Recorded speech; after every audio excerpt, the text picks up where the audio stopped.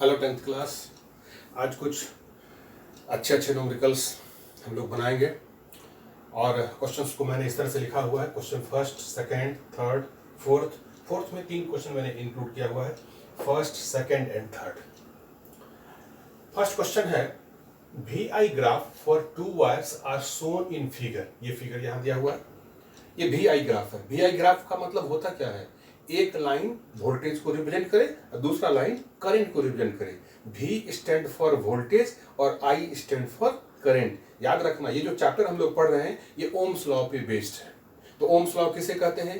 We I graph. Ohm's law में ही हम लोग पढ़ते हैं V equal to I into R. भी यहाँ पर क्या है? पोटेंशियल डिफरेंस है। आई क्या है? करंट है। और आर क्या है? रेजिस्टेंस है।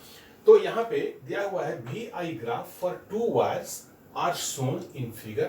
Both are made of same material and thickness, which have more resistance and more length. ध्यान से सुनना, एक ग्राफ बना हुआ है, ये V को रिप्रेजेंट कर रहा है, ये I को रिप्रेजेंट कर रहा है। इसमें 2 लाइन है, एक A और एक B।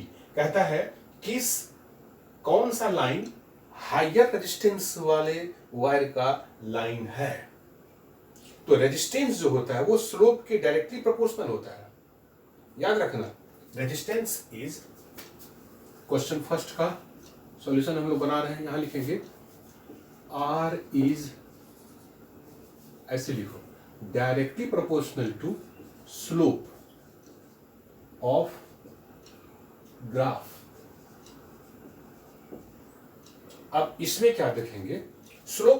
स्लोप का मतलब तुम लोग समझते हो कि नहीं? स्लोप का मतलब क्या हुआ? जिस पे बॉल रखने से ज्यादा तेजी से, स्पीड से नीचे आए, तो यहां बॉल रखेंगे तो यहां पर आने में किसको ज्यादा टाइम लगेगा?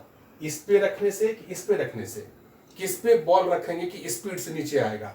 इस पे रखेंगे तो स्पीड से नीचे आ जाएगा। इसका मतलब यह हुआ कि इसका स्लोप ज्यादा है, इसका स्लोप कम है। यानी कि एंगल जिसका ज्यादा होगा एक्स एक्सिस से, इसका मतलब यह हुआ कि उसका स्लोप ज्यादा है। तो जिसका स्लोप ज्यादा उसका रेजिस्टेंस ज्यादा, सीधी सी बात है। तो हम क्या यहां पे लिखे? R directly proportional to slope of graph. So wire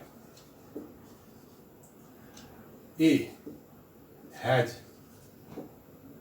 greater, ऐसे लाइन, ग्रेटर स्लोप या मोर स्लोप लिखो ना। A has more slope than B. So A has more resistance. A जो ग्राफ है उसमें ज्यादा रेजिस्टेंस है। क्लियर? दूसरा क्वेश्चन है 3 VI graph are drawn individually for 2 resistors and their series combination. फिर से सुनो जरा, क्वेश्चन नंबर 2 क्या है?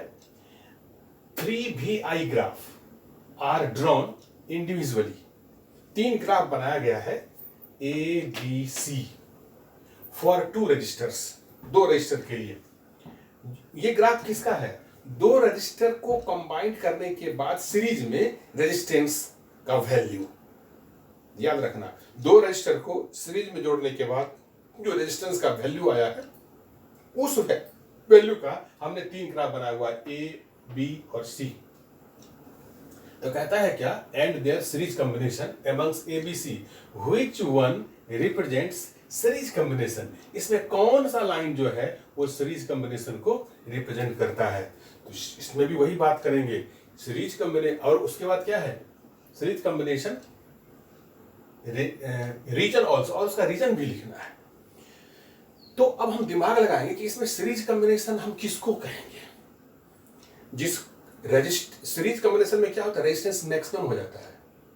तुम देखा होगा R1 और R को जोड़ देने से 2R हो जाता है, चौगुना का फर्क पड़ता है। लास्ट वीडियो में मैंने इस तरह का एक न्यूमेरिकल्स बनाया जिसमें कि सीरीज में जोड़ने से और पैरेलल में जोड़ने से 4 गुना का फर्क हो जाता है। सीरीज में 4 गुना रेजिस्टेंस बढ़ जाता है पैरेलल से। तो जिसका रेजिस्टेंस सबसे ज्यादा होगा वही तो सीरीज में होगा, क्योंकि रेजिस्टेंस ज्यादा होना चाहिए। तो इसमें स्लोप किसके सबसे ज्यादा है? सी का स्लोप सबसे ज्यादा है। नहीं, किस पे बॉल रखेंगे कि फास्टली यहां आएगा? इस पे रखेंगे तो फास्ट आएगा, कि इस पे बॉल रखेंगे तो यहाँ पर फास्ट आ जाएगा, इस पे बॉल रखेंगे तो कहाँ पे फास्ट आएगा, तो मैक्सिमम फास्ट सी पे आएगा। यानी कि स्लोप जिसका ज्यादा होगा उसका रेजिस्टेंस ज्यादा होगा, और हम जानते हैं सीरीज कॉम्बिनेशन में रेजिस्टेंस ज्यादा होता है, इसलिए सी इसका आंसर होगा। तो लिखेंगे हम इसमें क्वेश्चन 2 में, due to maximum slope of course maximum resistance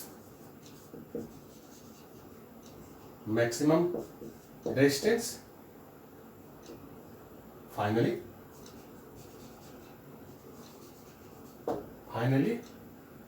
C is a graph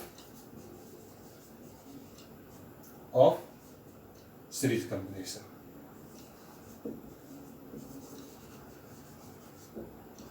series combination ये हो गया, इस तरह से इसका बन जाएगा। फर्स्ट का भी सॉल्यूशन मैंने कर दिया, सेकंड का भी सॉल्यूशन मैंने कर दिया।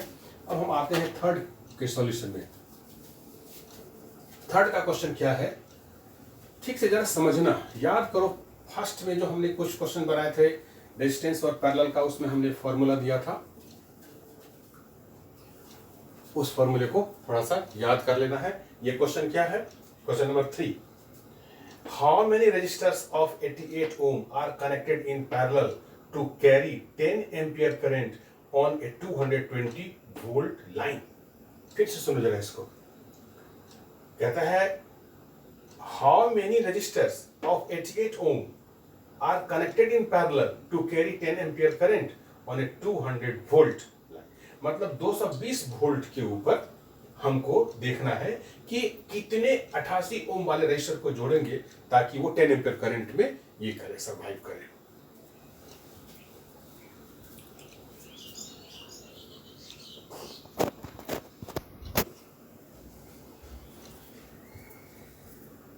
कितना है इसमें, 1 by, question number 3, 1 by RP is equal to N by 88। ये फॉर्मूला याद है ना पैरेलल का, या ऐसे 88 नहीं, तुम अभी N बाई R रखो, N बाय R।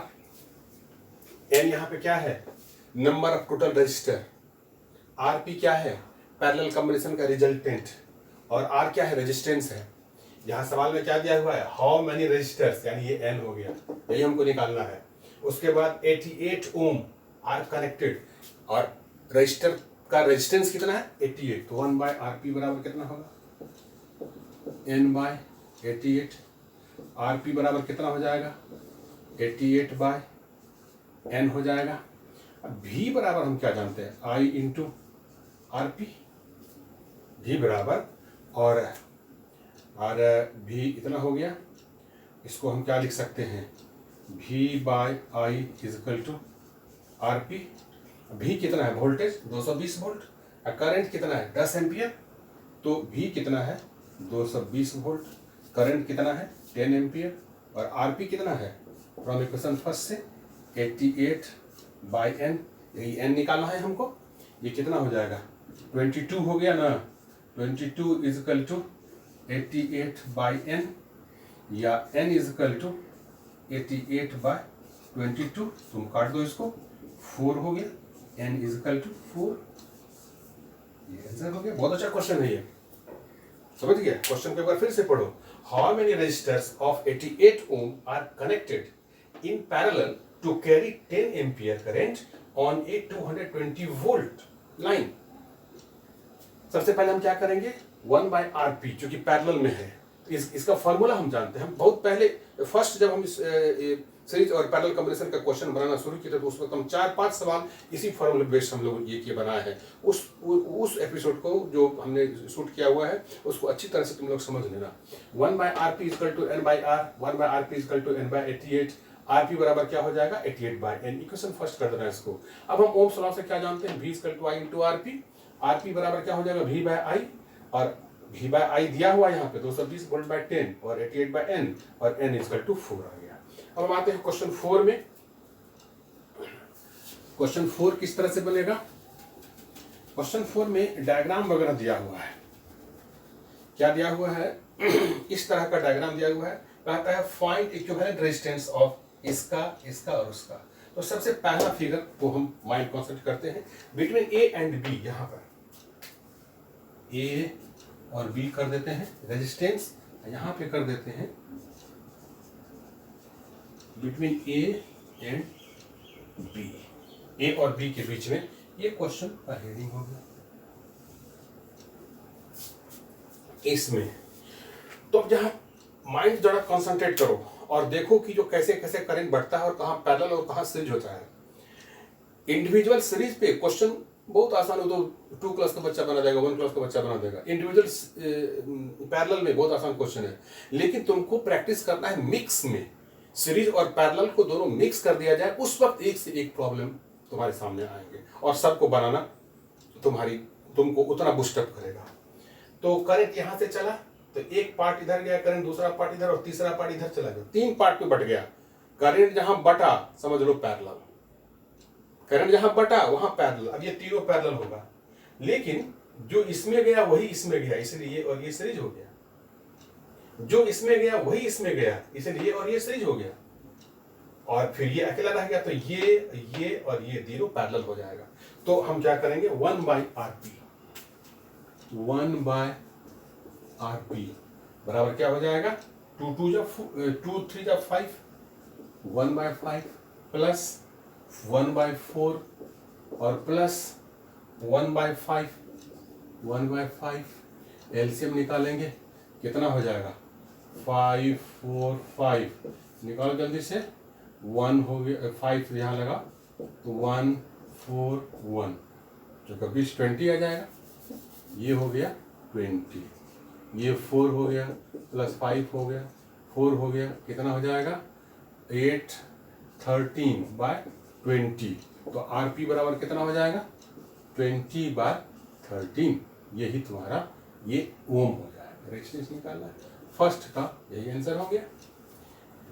हाँ, ये क्वेश्चन थोड़ा सा हैवी क्वेश्चन है, खुद से जो बना लेगा वो इस चैप्टर का मास्टर होगा। अपने से कोशिश करना है बनाने के लिए। यहां भी करंट यहां जब आएगा तो एक पार्ट इधर गया और एक पार्ट बीच में गया और दूसरा पार्ट यहां गया। अब बीच वाला पार्ट फिर 2 पार्ट में बढ़ जाता है। ओह माय गॉड, यहां पे तुमको सस्पिशन होगा। अब जरा सोचो जरा, यहां से एक करंट इधर गया तो एक करंट यहां गया, तो यहां एक पार्ट फिर उसका 2 पार्ट में हुआ, एक इधर आया और एक इधर गया। फिर दूसरा पार्ट करंट का जब यहां गया तो फिर इसमें गया और इसमें गया, यानी कि ये जो रजिस्टर है इसमें इधर से भी करंट आ रहा है और इधर से भी करंट जा रहा है। फिर से जरा समझो, करंट 3 पार्ट में बटा, एक पार्ट इधर गया, जो पार्ट इधर गया वो यहां पे फिर 2 पार्ट में बट गया, एक इधर और एक इधर। इस रूट से जो करंट आया यहां पर फिर ये 2 पार्ट में बट गया, एक इधर और एक इधर। अब एक वायर में दोनों साइड से तो करंट आ नहीं सकता है, एक तरफ से आएगा दूसरी तरफ से जाएगा, इसीलिए ये कैंसिल हो जाता है। इसको कैंसिल कर देते हैं, बीच वाला कैंसिल हो गया।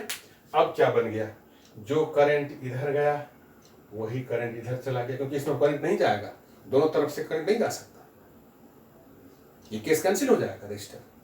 तो करंट जो यहां गया वही करंट इसमें गया, फिर जो करंट इसमें आया वही करंट इसमें गया और फिर एक यहां सीधा, यानी कि ये और ये तीनों पैरेलल हो गया। अब इसको हम सॉल्व करेंगे।